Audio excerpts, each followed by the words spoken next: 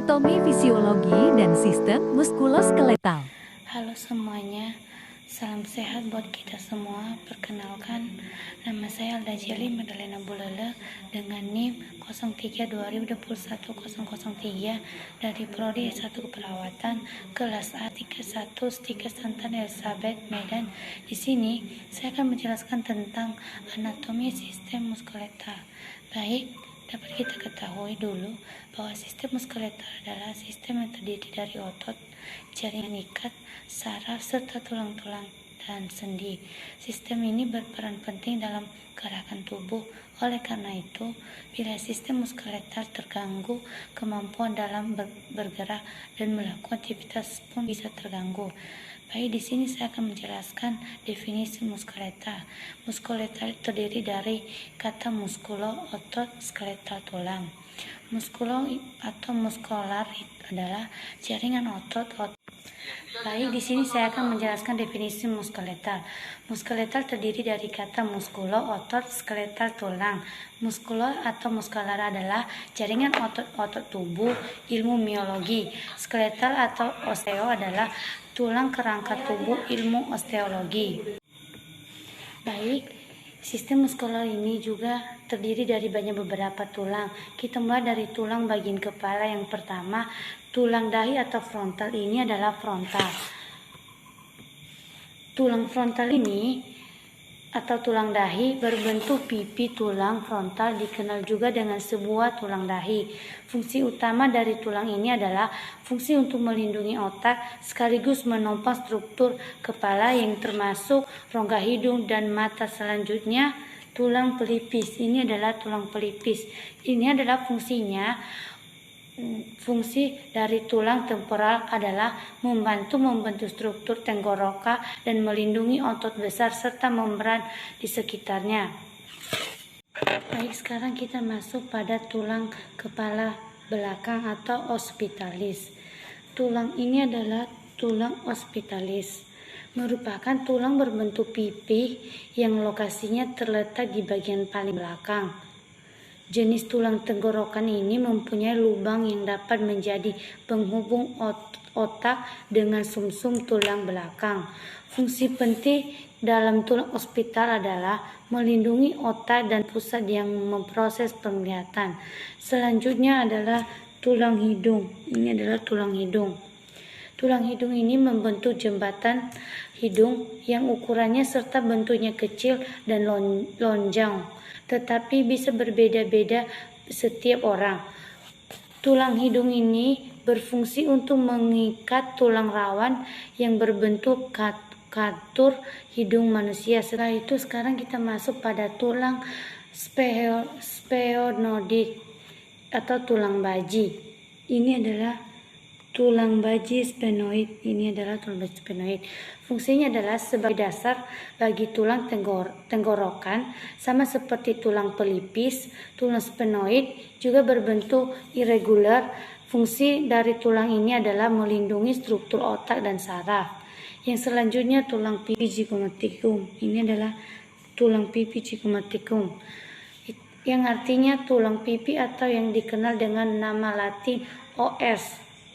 Zygomaticum ialah salah satu tulang yang terletak di bagian kepala dan anggota dari tulang tenggorokan, serta termasuk tulang penyusun wajah. Tulang pipi terletak pada bagian rangka wajah, tepatnya di bagian depan di bawah mata yang melebar sebagai pembentuk wajah seseorang, yang berfungsi untuk membentuk karakter wajah seseorang. Yang kedua, melindungi mata dan area sekitarnya. Yang ketiga, area kecantikan bagi seseorang individu yang berlebih seorang wanita. Baik, selanjutnya kita masuk pada tulang rahang atas, yang dimana tulang rahang atau maksila itu adalah membantu untuk menegaskan bentuk wajah. Selain itu, tulang ini merupakan tempat tumbuhnya gigi atas serta membentuk langit-langit bulu dan bagian bawah rongga mata. Dengan begitu, tulang ini juga berperan besar dalam mendukung proses mengguyah dan berbicara. Dan berikutnya adalah tulang rahang bawah mandibula. Ini adalah tulang bawah mandibula. Ini adalah tulang bawah mandibula. adalah tulang terbesar pada tenggorokan manusia. Tulang ini membentuk bagian bawah tenggorokan, struktur gigi bawah, dan struktur mulut bersama dengan tulang rahang atas. Tulang rahang bawah juga dapat membantu menggerakkan mulut seperti mengguyah makanan. Baik, selanjutnya masuk kita pada tulang lengan atas. Ini adalah tulang lengan atas. Atas humerus. Tulang ini berada di antara sendi bahu dan sendi siku. Tulang lengan atas memiliki fungsi utama yaitu sebagai tempat melekatnya banyak otot penting sekaligus mendukung pergerakan lengan. Selanjutnya masuk kita pada tulang pengumpil radius. Ini adalah tulang pengumpil radius. Di antaranya adalah untuk mengatur pergerakan tangan bagian bawah. Tulang pengumpil atau nama lainnya radius adalah tulang lengan bawah yang menyambungkan siku dengan tangan di sisi ibu jari. Selanjutnya masuk kita pada tulang hasta.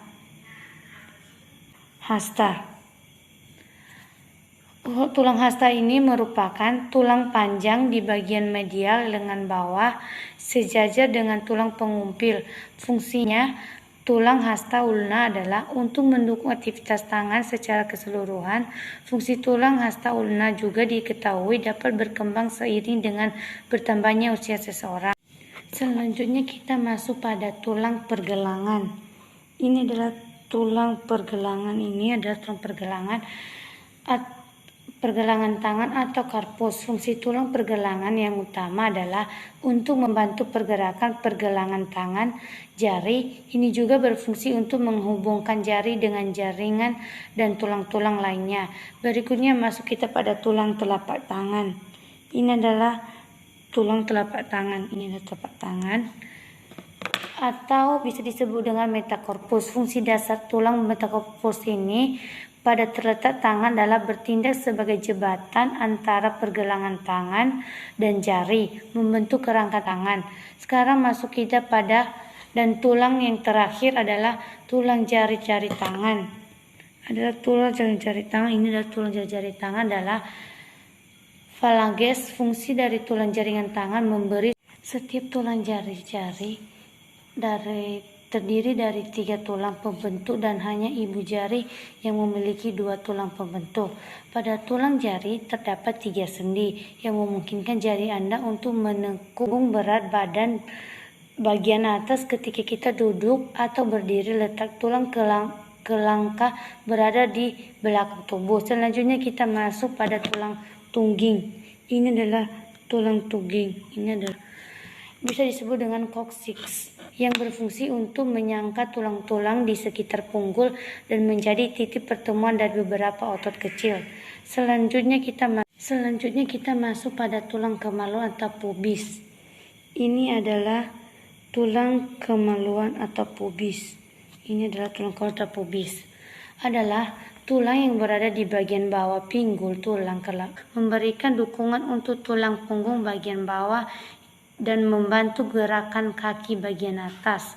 Selanjutnya kita masuk ke bagian organ tulang anggota gerakan bawah yang dimana terdiri dari atas. Selanjutnya kita masuk pada tulang paha femur.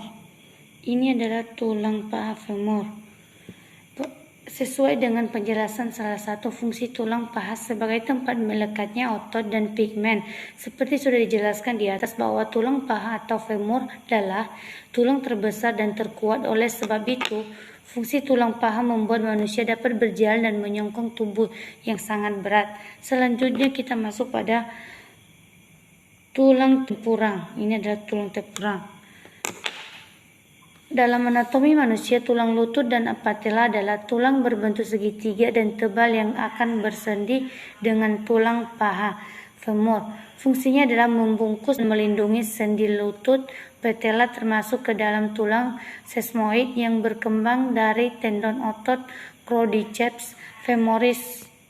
Dan selanjutnya kita masuk pada tulang kering. Ini memiliki peranan penting dalam menstabilisasi pergelangan kaki dan mendukung otot-otot kaki bagian bawah. Selanjutnya masuk kita pada tulang pergelangan kaki. Ini adalah tulang. Selanjutnya kita masuk pada tulang pergelangan kaki. Ini adalah pergelangan kaki. Tarsus yang berfungsi sebagai penghubung antara tulang kaki atau tungkai bagian bawah lengan telapak kaki. Selanjutnya kita masuk pada tulang telapak kaki. Ini adalah tulang telapak kaki. Fungsi dari tulang metatarsa pada jari kaki ini membantu menyeimbangkan tubuh agar tidak jatuh saat berdiri dan berjalan. Selanjutnya kita masuk pada jari-jari kaki. Ini adalah jari-jari kaki, yang dimana jari-jari kaki akan melatur dan memanjang untuk membantu tubuh saat berjalan, berlari atau berdiri. Selanjutnya adalah tumit. Ini adalah tumit. Salah satu sistem pertahanan tubuh yang terletak di bawah kaki calcaneus. Selanjutnya kita masuk pada tumit calcaneus. Ini adalah tumit calcaneus. Adalah salah satu sistem pertahanan tubuh yang terletak di bawah kaki. Calcaneus sendiri adalah tulang terbesar di telapak kaki. Oleh karena itu, tulang tumit bertanggung jawab untuk menopang berat badan terutama saat berjalan atau berlari. Berikutnya kita masuk pada bagian ruas tulang belakang atau occipitalis. Dapat kita ketahui dulu bahwa ruas tulang belakang occipitalis adalah tulang yang berbentuk lempengan trapesium dan berada di bagian bawah tulang tenggorokan.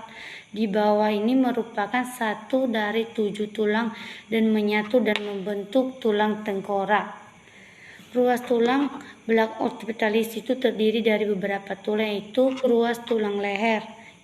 Itu adalah tulang leher atau bisa disebut dengan cervicalis, berfungsi untuk menopang kepala dan leher, mendukung untuk memutar, memiringkan, dan menggunakan kepala.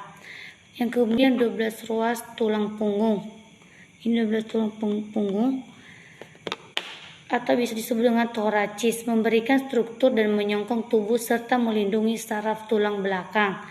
Sekarang kita masuk pada ini adalah 5 tulang kerangka atau bisa disebut dengan sacrum yang menjadi penopang tubuh pada saat berlari atau berjalan.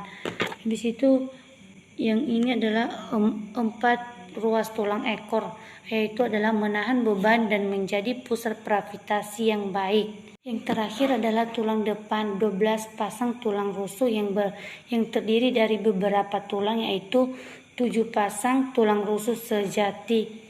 Ini adalah tulang pasang sejati itu.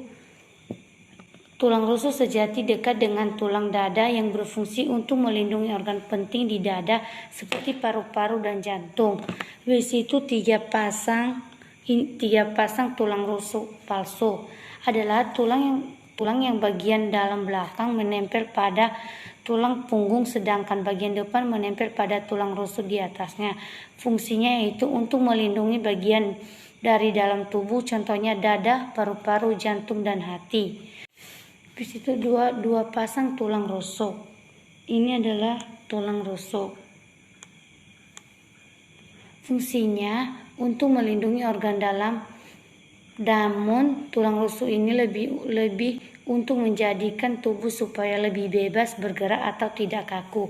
Dan tulang dada sternum terbagi menjadi 3, yaitu tulang hulu dada manubrium sternum, yang kedua tulang badan dada dan corpus sternil, yang ketiga tulang laju padang gyphoid.